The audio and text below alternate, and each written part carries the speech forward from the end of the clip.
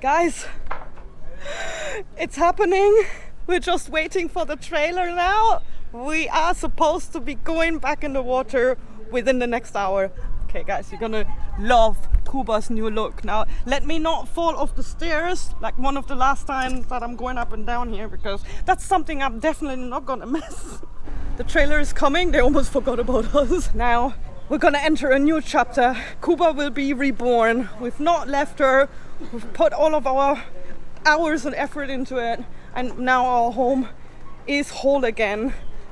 We are so happy. Thank you so much for following our journey, for giving us a like or leaving us a little comment. We're reading them all. I know we're a little bit behind in answering them, but we see them, guys, we see them, and they make us smile, they make us happy, and they make us feel that we're not alone and that we're doing the right thing by not giving up and fighting for our lovely CUBA to be repaired again.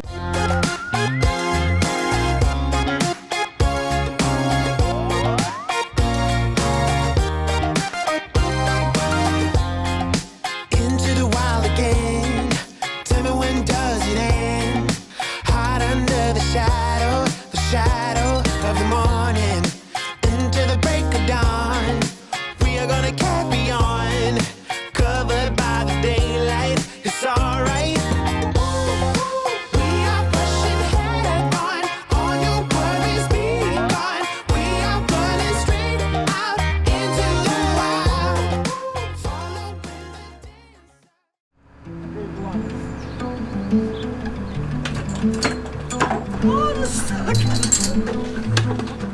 Yeah, so guys, our anti-fouling was dry when they moved the jack stands, but still they got stuck onto the hole after the anti-fouling. We were told to do one thing, to put cling film in between, but we just didn't have the time.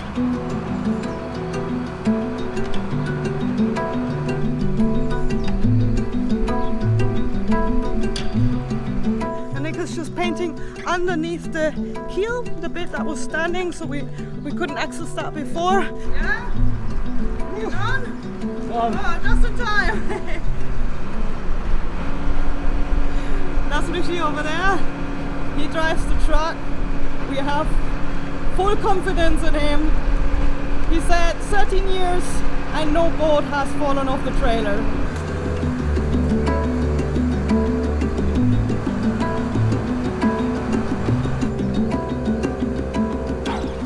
Everyone is smiling, everybody's come around, they're so happy for us.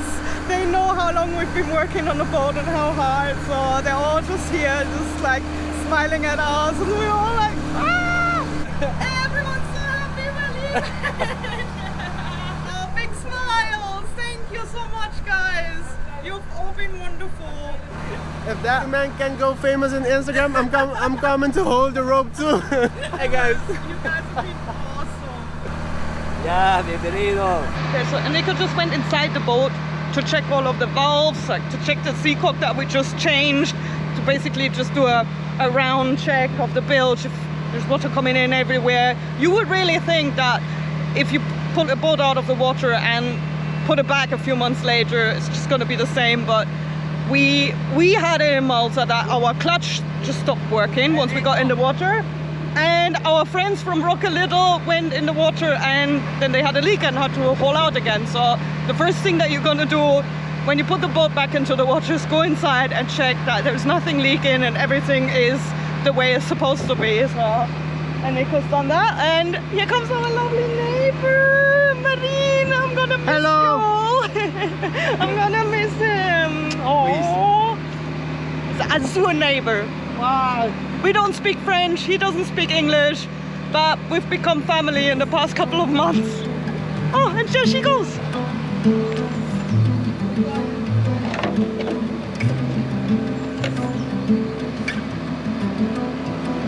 Oh, guys, she's floating. Hey guys, I'm in the boat.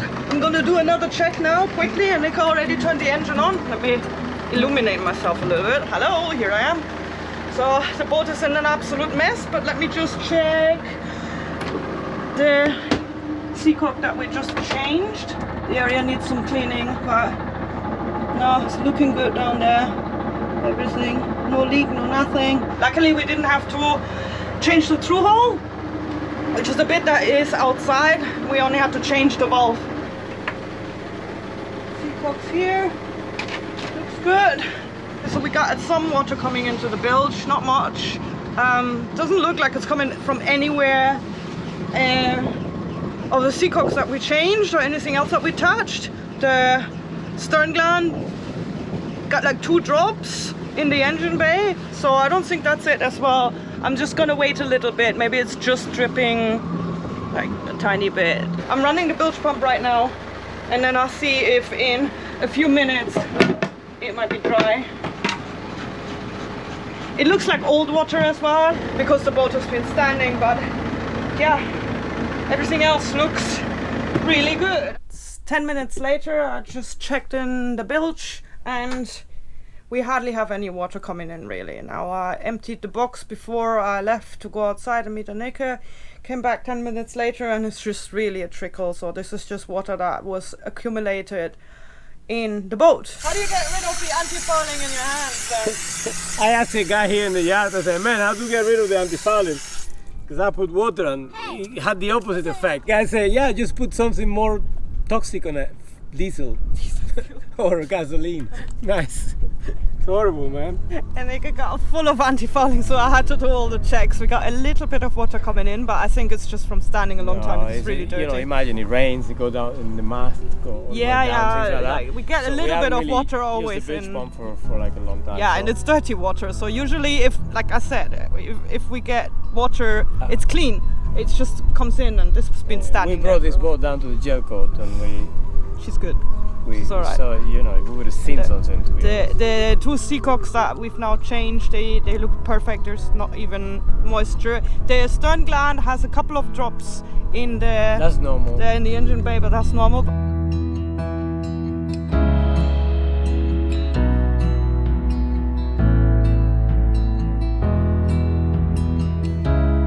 So we still have to put the dinghy in the water that we fixed, and after that we can go. And we still have to remove all the like masking tape and things like that from the other side where the impact was.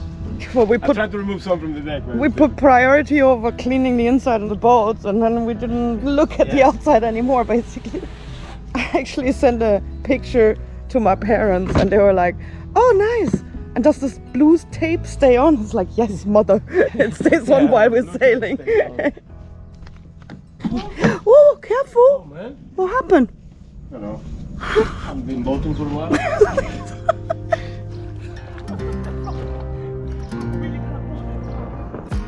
Once back in the water, we removed the masking tape from around the painted repairs. We still had to wait another 30 days to polish these areas. The last step will be to fair, paint and replace the broken sections of the tow rail and teak deck. And the African teak that our tow rail is made of cannot be found anywhere on the island. So this part of the repair will just have to wait. This is all the masking tape. We still have to remove a big yellow smudge we have in the bow. That's from a masking tape that fused to the hull when we had the accident with the rain. Like, must be like a cheap masking tape or something like that. The glue stayed there, and we tried with acetone, everything, but it's not coming off. It will come off. It does come off, but slowly. But yeah, that's it, guys. We live in.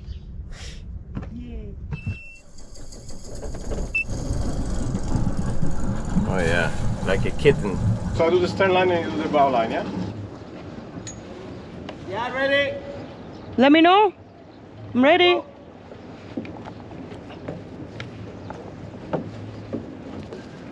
Yeah, free. Ah, the electricity. Oh God, oh God, oh God. Pick it up later on. Yeah, oh God. Jesus. Good.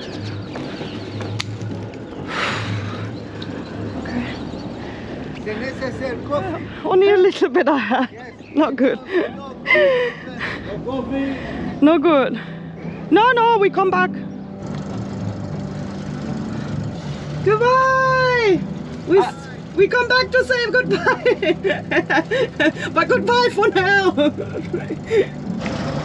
So now we have to go here to starboard to get out of where we are. This is like a protected area with an island in front of us, and then we have to go like straight, just parallel to the island, and then there's the runway, the airport. So you have to cross not the runway, but you have to cross the lights in the water.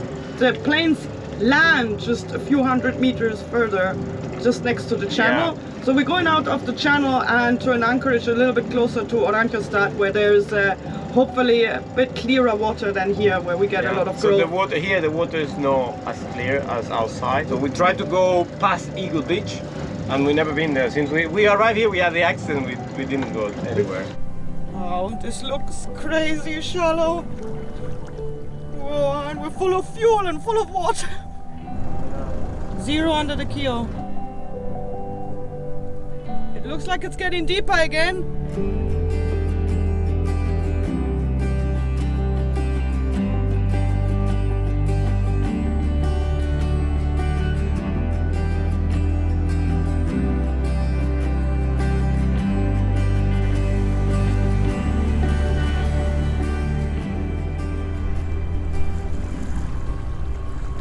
Passing Oranjestad now on our way up north to the island.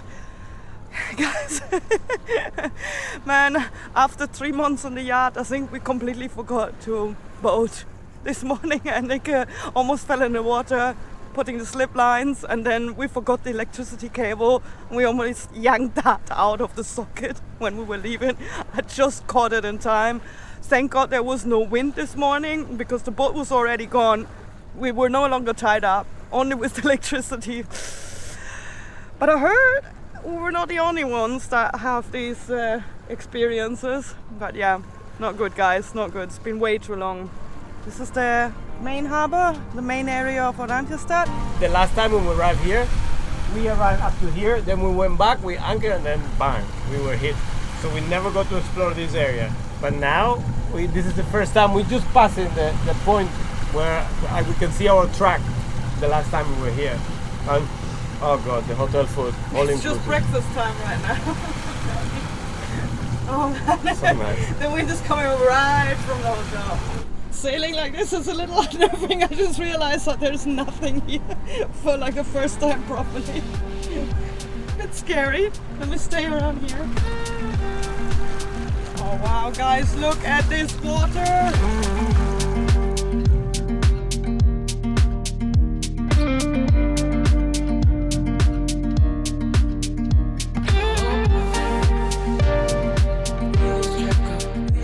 Guys, it's so beautiful here.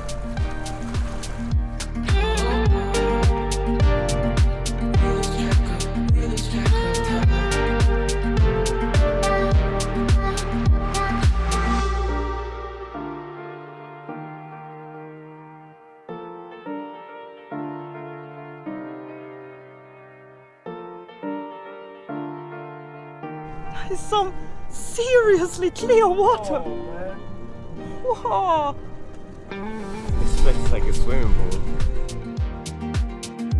This is the California lighthouse over there. So that's the most famous lighthouse of Aruba. Just right there. Kan ik zo meteen voor je doen? Denk er eventjes over na, ben je eruit, laat het weten. En nummer is 5948778. Je gaat een beetje terug naar de jaren... So we are on the north end of the island, where all the beaches are and all the hotels. But we find a really nice spot where there's nobody else anchored. Well, this is after the hotel. There's no more hotels here. Hotel ends up here, and then this is all just, that's it, the wild part of Aruba. We spent 3 months on the heart, nothing's been moving, and then the weather just looked so good to go to the north of the island, because usually just the wind just blasts over it. And we arrived, it was so nice, was ready to go in the water, and now, well. And Nika promised me the calm Caribbean, and now we're gonna enjoy Aruba, but I'm not seeing it. The California lighthouse is so close, we really wanted to go, but there's no way we can go on land at the moment. It's just too windy to leave the boat alone. There's too much swell hitting the coastline, and it would just be too dangerous to take the dinghy anywhere, so we're trapped. We're just gonna lift anchor and go back to the anchorage that we know that is very well protected. One of the very few here in Aruba. This way!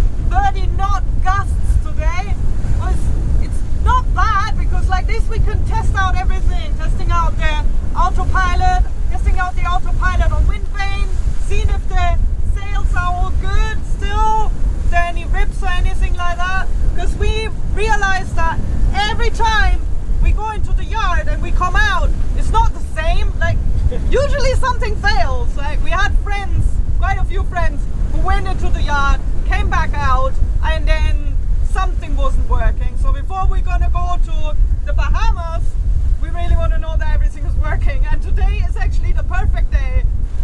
Sailing alongside the coast in Aruba here, down back to Oranjestad. It's a bit difficult because the wind is actually pushing us out and the current is not really in our favor also, but we're gonna tack and then come back in and try to secure the boat well enough so we can actually step on land and get a few more preparations out of the way before leaving.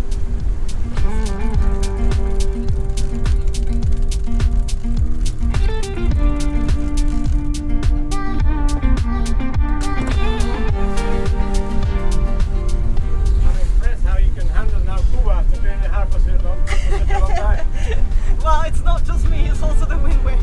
The autopilot is helping. It's holding the wheel where I don't have to hold it. Where did I go from? That is what you call a freak wave. That's a freak wave. Really?